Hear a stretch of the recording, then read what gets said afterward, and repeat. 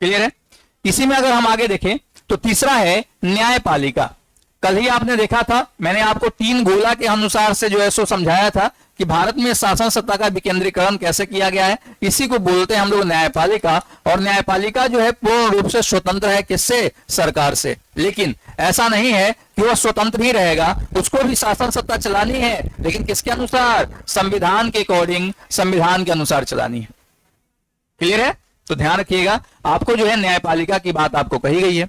इसके अलावा लोक सेवा आयोग, आपने नाम सुना होगा पीसीएस का, आपने नाम सुना होगा यूपीएससी का, यानी स्टेट पीसीएस और आपका जो है सेंटर पीसीएस, इन दोनों को भी आपको क्या किया गया है? इसमें इंक्लूड किया गया है। ये दोनों भी जो है सो हम कहां से लिए हैं? भारत शासन अधिनियम 1935 से लिए हुए हैं। ठीक है। इसके बाद बात की जाए आपातकालीन प्रावधान और प्रशासनिक विवरण। आपातकालीन व्यवस्था, जब आप आर्टिकल पढ़ेंगे तो उस दौरान, या फिर जब आप भाग पढ़ेंगे तो उस दौरान भी हम किसकी बात करेंगे? आपातकाल का। हमारा भारतीय संविधान का भाग 18 और अनुच्छेद 352 से लेकर के 360 तक क्या बताता है? इमरजेंसी के बारे में बताता है, आपातकाल के बारे में बताता है कि भारत में किस प्रकार के आपातकाल की व्यवस्था है, किस प्रकार के आपातकाल का प्रावधान है, इसके बारे में हमको यहां से जानकारी प्राप्त होती है। ठीक है।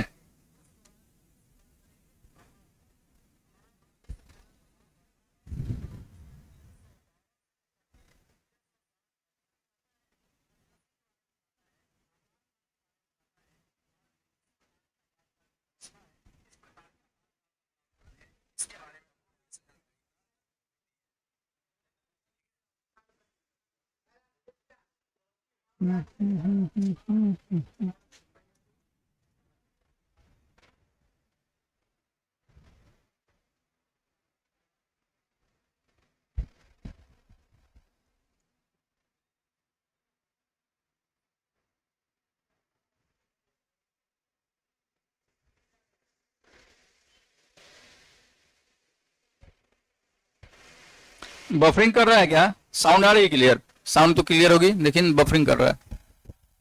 वीडियो आप लोग की तरफ चल रहा है जी? चल ही नहीं रहा है, घूम रहा है गोल गोल।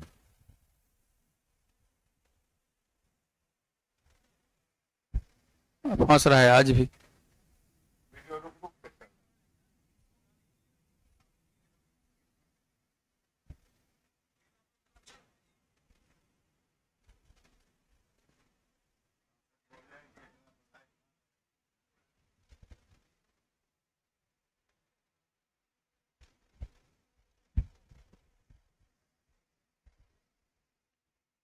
ये सर मतलब क्या वीडियो अच्छा चल रहा है, बफरिंग कर रहा है, फंस रहा है, क्या हो रहा है? नहीं तो अब रिकॉर्ड करके ही डालेंगे, लाइव नहीं रहेंगे, क्या कर सकते हैं?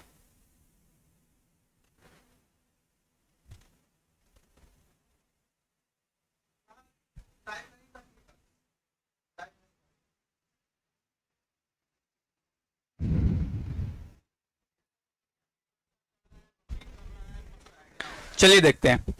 तो हमने बात किया कि लोक सेवा आयोग यानी यूपीएससी और पीसीएस की जो चर्चा है उसको भी हम लोगों ने कहां से लिया है? भारत शासन अधिनियम 1935 से लिया है। जब आप पढ़ेंगे भारतीय संविधान का भाग, तो भाग 14 जो है वो आपको इसी के बारे में बताता है, संघ लोक सेवा आयोग के बारे में बताता है। और ये संघ लोक सेवा आयोग का कॉन्सेप्ट जो है वह कहां से लिया गया है? तो याद रखना है, इसको लिया गया है आपको जो है कहां से? तो भारत शासन अधिनियम 1935 से।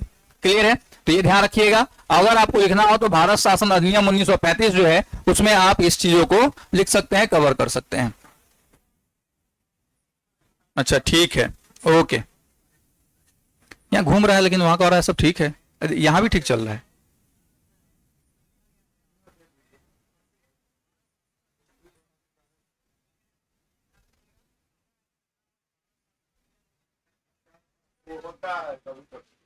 चल रहा है बढ़िया चल रहा है। सब ठीक चलेगा, मोड़ के रख सब पढ़ाइए पढ़ाइए उस पे चल रहा हूँ। इसलिए मोबाइल पे खोले हैं, उस घूम कह रहा है, हमको ये नहीं समझ आया। चलिए, तो भारत शासन अधिनियम 1935 आप समझ गए। अब आते हैं आगे। आपने देखा था ट्रिक में, ट्रिक क्या था? आबिद आज रुक जा, अमेरिका या फ्रांस में। ठीक है। उसी में आपका जो है अगला सीरीज है किसका, तो आ फॉर ऑस्ट्रेलिया, ठीक है। ऑस्ट्रेलिया से हम लोगों ने क्या क्या लिया है, ध्यान से देखिए, हमने लिया है समवर्ती सूची को।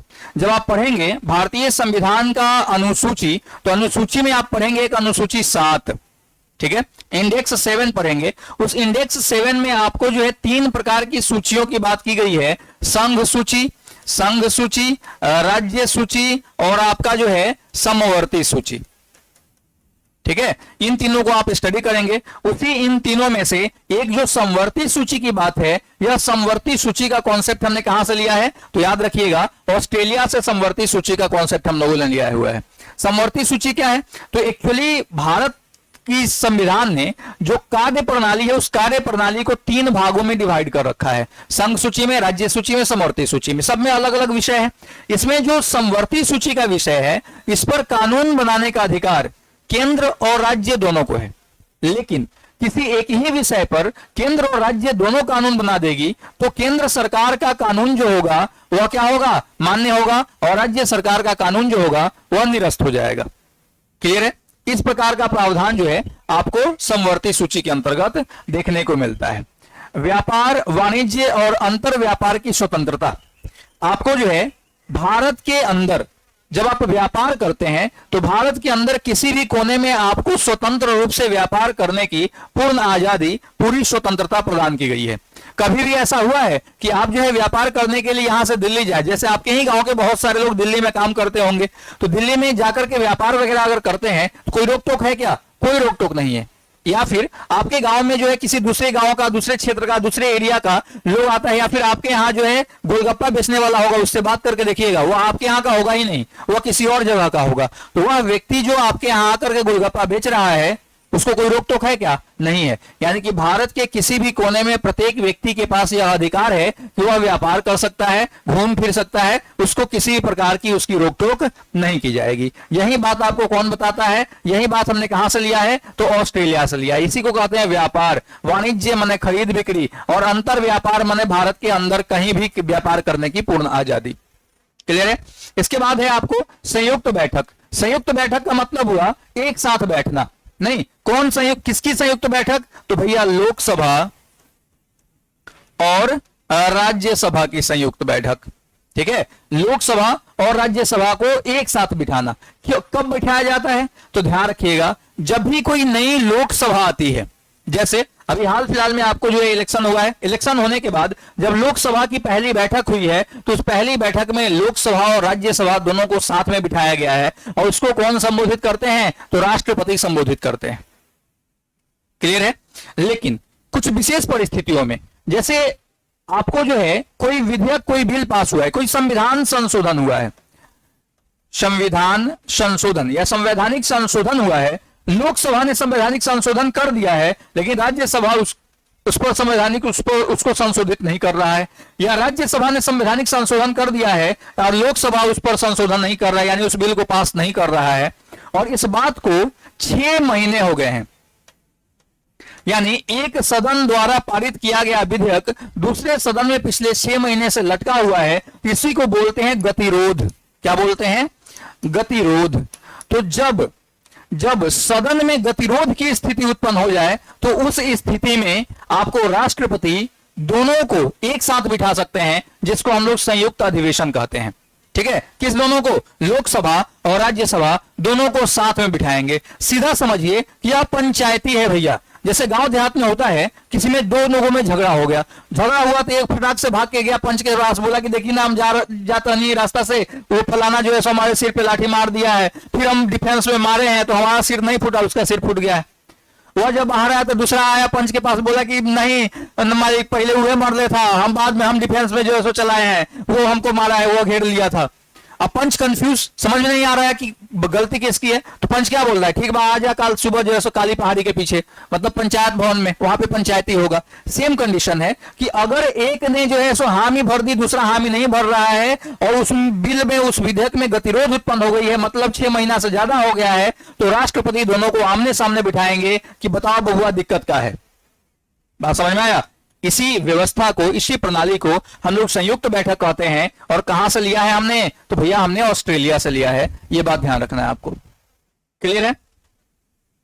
चलिए, तो आपने देखा यहां पे क्या, आपने देखा कि ऑस्ट्रेलिया से हमने 3 चीजों को लिया है, समवर्ती सूची, व्यापार, वाणिज्य और अंतर व्यापार की स्वतंत्रता और संयुक्त बैठक। ये तीनों चीजें ऑस्ट्रेलिया से प्रेरित है।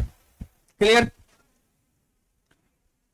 आइए, उसके बाद क्या था, आबिद, आबिद था ना, तो बी से ब्रिटेन, ब्रिटेन है आपका, देखिए यहां पे ब्रिटेन से बहुत सारी चीजें हम लोगों ने लिया है। सिंपल सी बात है, कल भी मैंने चर्चा किया था कि जिसके साथ हम 200 साल रहेंगे उसकी कुछ ना कुछ आदतें तो लग ही जाएंगी। अब दोस्त के साथ अगर आप रहते हैं तो दोस्त की कुछ लत, कुछ आदतें आपको लग जाती हैं, उसी तरह से यहां भी हो सकता है।